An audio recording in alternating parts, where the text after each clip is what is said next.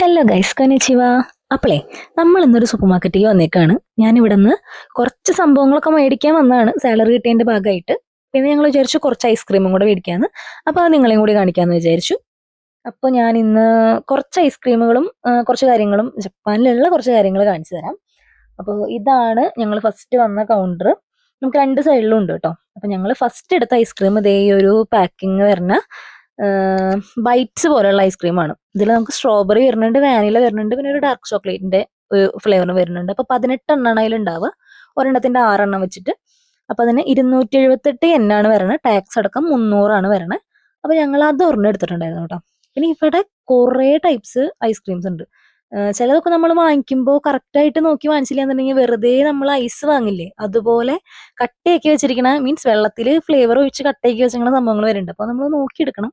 അപ്പൊ ഞങ്ങൾ ഇങ്ങനെ തെരഞ്ഞു പോയോണ്ടിരിക്കുകയാണ്. ഇപ്പൊ അപ്പുറത്തെ സെക്ഷനിലേക്ക് പോകണം. ഈ സെക്ഷൻ എന്ന് പറഞ്ഞാൽ കുറച്ച് പ്രീമിയം ആണ്, കുറച്ച് വില കൂടുതലുള്ള ഐറ്റംസ് ആണ്. കാരണം ഒരു സിംഗിൾ ഒരു എന്താ പറയാ ചോക്കോബാർ പോലത്തെ ഒരു സംഭവത്തിന് തന്നെ 200 സംതിങ് ഒക്കെ എന്നുണ്ട്. അപ്പൊ ഇതെന്ന് പറഞ്ഞാൽ 3 ഫ്ലേവറിൽ വരുന്ന കപ്സ് ഉള്ള നമ്മുടെ സാധാരണ നമ്മുടെ നാട്ടിൽ നിന്ന് വാങ്ങിക്കുന്ന കപ്പ് ഐസ്ക്രീം ഇല്ലേ, ആ സംഭവമാണ്. 3 ഫ്ലേവറിൽ, ഒരു ഫ്ലേവറിന് 2 എണ്ണം വെച്ചിട്ടുണ്ടാവും. ഇത് ഞങ്ങൾ ഒരു തവണ മേടിച്ചിട്ടുണ്ടായിരുന്നു. 700 സംതിങ് ആണ് ഇതിന് വരണത്, 798. ടാക്സ് അടക്കം ഒരു 800 സംതിങ് ഒക്കെ ഉണ്ടാവും.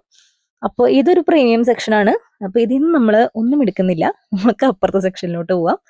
ഞങ്ങൾ അങ്ങനെ പോയി കണ്ട ഈ ഇരിക്കുന്നതാണ് ഞാൻ പറഞ്ഞത്, ജസ്റ്റ് നമ്മൾ ഐസ് കട്ടയാക്കി വെച്ചിരിക്കുന്ന പോലത്തെ സംഭവങ്ങൾ. അതൊന്നും ഞങ്ങൾ ഒരു പ്രാവശ്യം എടുത്ത് പണി കിട്ടിയോണ്ട് തന്നെ ഞങ്ങൾ ആ ഭാഗത്തേക്ക് നോക്കണേ ഇല്ല. ഞങ്ങളിങ്ങനെ നടന്ന് പോയി.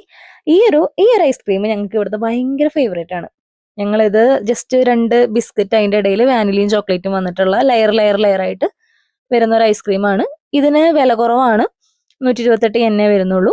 ഇത് 2 എണ്ണം എടുത്തിട്ടുണ്ടായിരുന്നു. പിന്നെ ഞങ്ങൾ അപ്പുറത്തെ സെക്ഷനിലോട്ട് പോയപ്പോൾ ഇതും ചെറിയ ബൈറ്റ്സ് ആണ് കേട്ടോ. ബൈറ്റ്സ് പോലത്തെയും എല്ലാ ടൈപ്പുള്ള ഐസ്ക്രീംസും ഉണ്ട്. ഇതെന്ന് പറഞ്ഞാൽ നമ്മുടെ സൺഡേസ് ഒക്കെ, ഐസ്ക്രീം സൺഡേസ് ഇല്ലേ, റെഡ് കളർ അടപ്പ് വെച്ചിട്ട് അടിയിൽ വെച്ച് കഴിക്കണത്, അതുപോലത്തെ ഒരു സംഭവമാണ്. അപ്പോൾ അതും 2 എണ്ണം എടുത്തിരുന്നു. അതിന്റെ ചോക്ലേറ്റ് ഫ്ലേവർ ആണ് എടുത്തിട്ടുണ്ടായിരുന്നത്. അതിന് 98 എണ്ണ ഉണ്ടായിരുന്നുള്ളൂ. ടാക്സ് അടക്കുമ്പോൾ ഒരു 114 ആ റേഞ്ചൊക്കെ വരും തോന്നുന്നു. അതും എടുത്തിട്ടുണ്ടായിരുന്നു. പിന്നെ ഈ 2 കോൺ ഐസ്ക്രീം, അന്ന് ഞങ്ങൾ 7-Eleven പോയപ്പോൾ എടുത്തിട്ടുണ്ടായിരുന്ന ഈ കോൺ പോലെ വരുന്ന ഐസ്ക്രീം, അതും 2 എണ്ണം എടുത്തിട്ടുണ്ടായിരുന്നു. അപ്പോൾ അത്രയാണ് ഞങ്ങൾ ഐസ്ക്രീം സെക്ഷനിൽ നിന്ന് എടുത്തത്. പിന്നെ ഞങ്ങൾ ബാക്കി ഇവിടെ ബിസ്ക്കറ്റും കാര്യങ്ങളൊക്കെ നോക്കാൻ വന്നു. ഇവിടെ നിന്നും കുറച്ച് സംഭവങ്ങളൊക്കെ എടുത്തിട്ടുണ്ടായിരുന്നു. അപ്പോൾ അത് കണ്ടോ കേട്ടോ.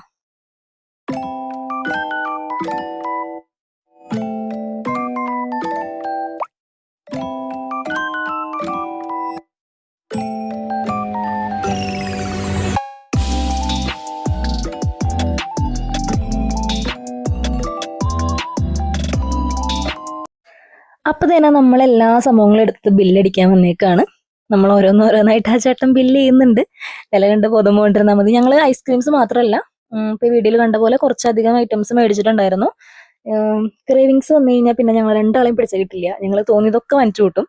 അതുകൊണ്ട് ഞങ്ങൾ കുറച്ചധികം സംഭവങ്ങളൊക്കെ വാങ്ങിച്ചിട്ടുണ്ടായിരുന്നു. അപ്പൊ എല്ലാം വാങ്ങിച്ച് ബില്ല് ചെയ്യാൻ വേണ്ടി നിൽക്കുകയാണ്.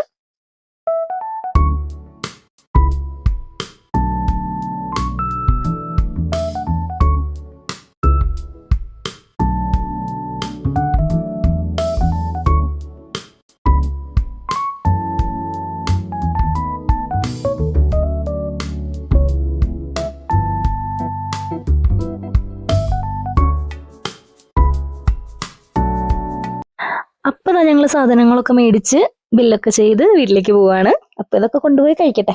അപ്പൊ ശരി, ടാറ്റ ബൈ ബൈ, അടുത്ത ഇടയിൽ കാണാം. Bye bye.